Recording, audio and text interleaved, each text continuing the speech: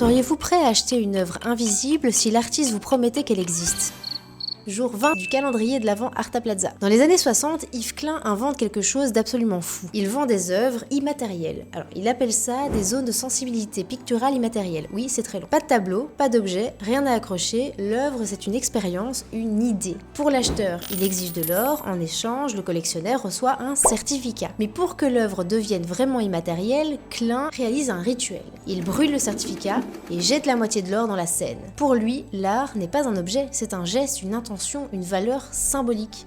Et aujourd'hui, quand on voit les NFT, l'art numérique ou les certificats visuels, on ne peut pas s'empêcher de penser à lui. Sauf, la différence, c'est que les NFT, on peut les acheter, garder, revendre. Chez Klein, il y a tout qui disparaît, rien n'est conservé. L'œuvre ne devient pas un objet de spéculation, elle reste un acte, une idée, un moment. Il avait compris avant tout le monde que la valeur pouvait être immatérielle. Mais lui, il en avait fait un geste radical, quoi. Abonnez-vous, car demain, nouvelle case et nouvelle histoire.